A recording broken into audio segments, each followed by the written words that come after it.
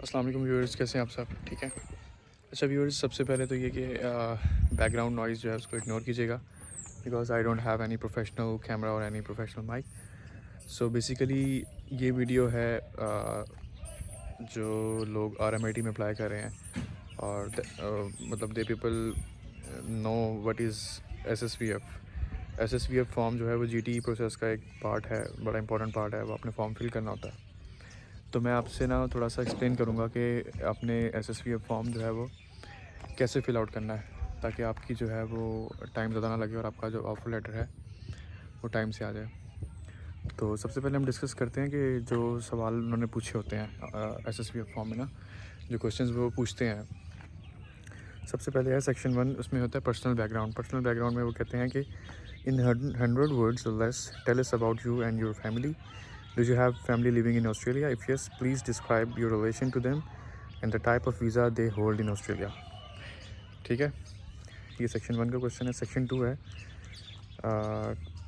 In 200 words or less tell us about your spouse and children. What is your spouse's highest academic qualification and current occupation? Do your spouse and children intend to accompany you to Australia? If so, what does your spouse intend to do in Australia?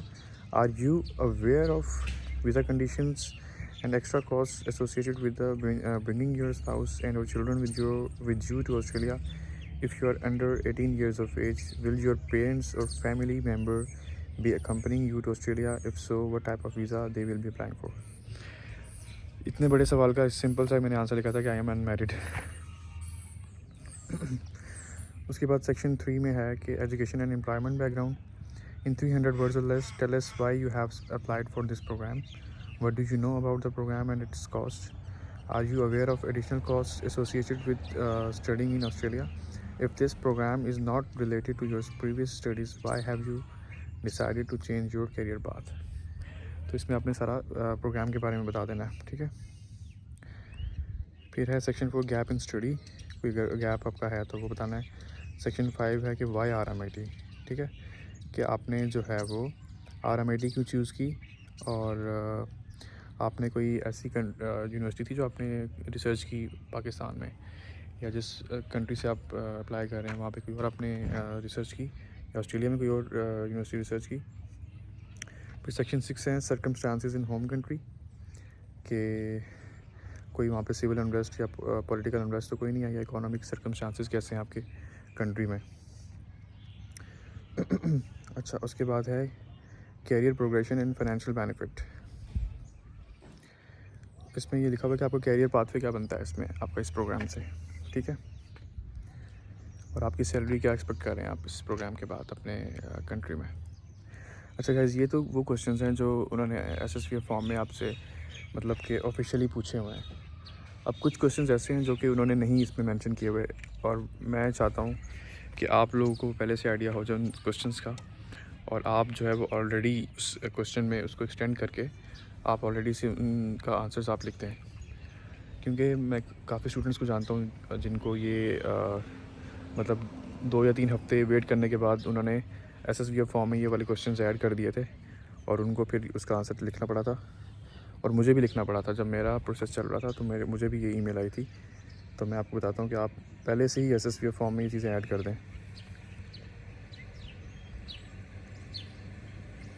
अच्छा जी, so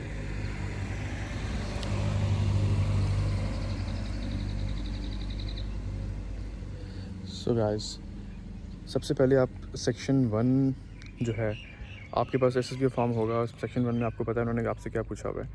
section 1 में आपने इस question का answer भी करना है। Please mention if any of your family member hold a visa in Australia. If yes, please mention the visa सब class. अब होता ही है कि उन्होंने ये क्वेश्चन पहले से पूछा हुआ है आपसे, लेकिन आप प्रॉपर्ली आंसर नहीं करते, उसको उस पार्ट को आप छोड़ देते हो। तो आपने फोकस करना है कि सेक्शन 1 में आपने ये वाला जो क्वेश्चन है इसका आंसर स्पेसिफिकली लिखा हो। ठीक है। फिर सेक्शन 3 में आपने ये ऐड करना है, please mention more what do you know about the program and its course contents, how it will be beneficial for you in your career, and mention full cost of the program and other additional cost, living expense, travel expense etcetera associated with studying in Australia. ठीक है, इस question को भी आपने ध्यान से address करना है, और अगर ये पहले से मौजूद है SSV फॉर्म में तो आपने इसको गौर से इसका आंसर लाजमी लिखना है, ठीक है।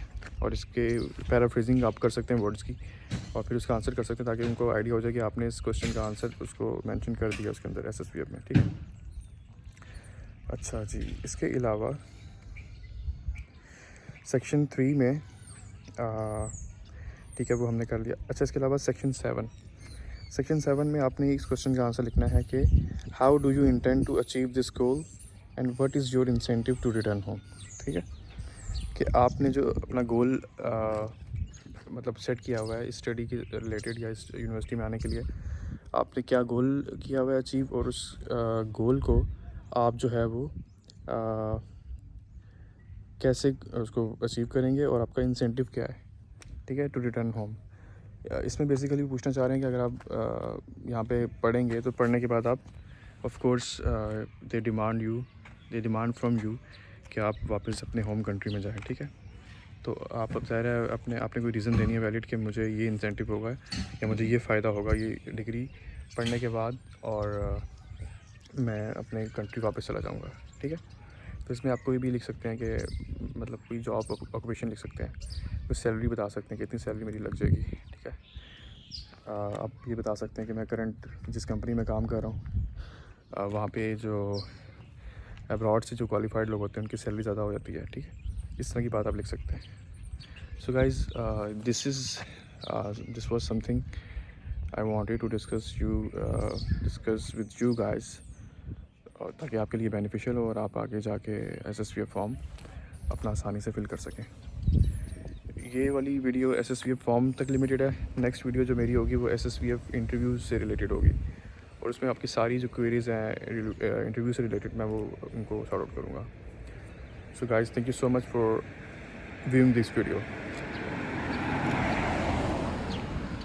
तब तक ये थोड़ा सा व्यू देखें जहाँ पे मैं रहता हूँ।